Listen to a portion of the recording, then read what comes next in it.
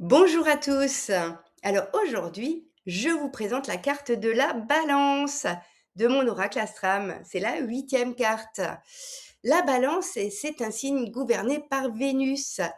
Et j'avais envie de vous faire un petit peu de douceur dans ce monde de brut. Et justement, Vénus est actuellement en Gémeaux au trigone de la balance. Donc, elle apporte des bons aspects au signe de la balance. Une circulation plus fluide dans le lien, dans les échanges, dans la relation. Quelque chose circule, quelque chose se dit, quelque chose se révèle. Alors la balance, c'est quand mon cœur balance. C'est une ode à l'amour, à la beauté, à l'harmonie, à l'équilibre. Mais la balance, ce n'est pas juste aimer, ce n'est pas juste plaire, ce n'est pas juste maintenir la paix, c'est rencontrer l'autre, c'est se voir à travers l'autre, c'est entrer dans un miroir qui ne triche pas. Et dans la micro-astrologie, cette dynamique prend forme à travers plusieurs figures. Alors, je vous ai sélectionné quelques astéroïdes dans le langage de la micro-astrologie par Eli Astro. Alors, le premier astéroïde, c'est Aphrodite. Aphrodite, c'est l'équivalent grec de Vénus. L'amour, la beauté, l'attraction, mais surtout, c'est le lien, ce qui attire, ce qui rapproche, ce qui met en relation. Ensuite, je vous parlerai aussi de l'astéroïde Eros. Eros, c'est le désir, c'est l'élan, c'est le magnétisme, c'est les liens amoureux, c'est ce qui met du vivant dans la relation et c'est ce qui fait vibrer, ce qui engage. Mais la balance, elle ne s'arrête pas là. Je vous ai sélectionné aussi Harmonia, la fille d'Arès et d'Aphrodite. Elle représente le conflit et l'amour, réunis dans une même figure. Harmonie nous montre une chose essentielle. L'harmonie n'est pas toujours juste. Et on peut vouloir l'équilibre à tout prix, même quand ça nous déséquilibre.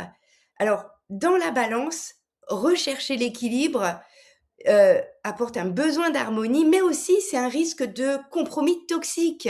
On risque d'y laisser des plumes à force de vouloir l'équilibre, hein. Et parfois, vouloir que tout soit en paix, c'est aussi refuser de voir ce qui ne l'est pas. Ensuite, il y a l'astéroïde Concordia. C'est la déesse romaine de l'harmonie, mais une harmonie qui ne tombe pas du ciel. C'est une harmonie qui s'accorde, euh, comme la lyre, hein. C'est une harmonie comme l'instrument, hein, une tension juste, c'est une note juste. Il y a beaucoup de grâce. Concordia, c'est la capacité à apaiser, à réunir et à réconcilier ce qu'il y a à réconcilier à l'intérieur de nous, mais sans se perdre. Et c'est là que la balance devient subtile, parce que entre l'amour, Aphrodite, le désir, Eros, entre l'harmonie, Concordia et l'illusion d'équilibre avec Harmonia, mais il y a une ligne fine et invisible, et cette ligne que la balance doit apprendre à ressentir, c'est cette ligne-là qu'elle doit apprendre à intégrer à l'intérieur d'elle pour trouver justement cet équilibre.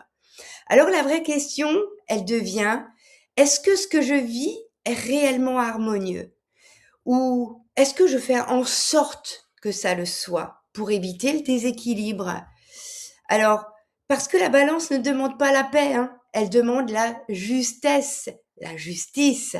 Et parfois, être juste, c'est déséquilibrer, c'est dire non, c'est sortir du compromis, c'est arrêter de maintenir ce qui ne tient plus, c'est arrêter de maintenir une relation, c'est arrêter de donner plus que de recevoir.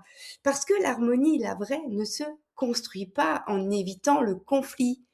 Elle se construit en traversant ce qui est vrai. Et parfois, il faut y aller. Alors, je vous partage toutes ces données qui vont à peu près durer encore un mois, le temps que Vénus parcourt le Gémeaux. Et je vous souhaite une très belle période dans cette relation balance, trigone, Vénus. Et je vous souhaite une très belle journée.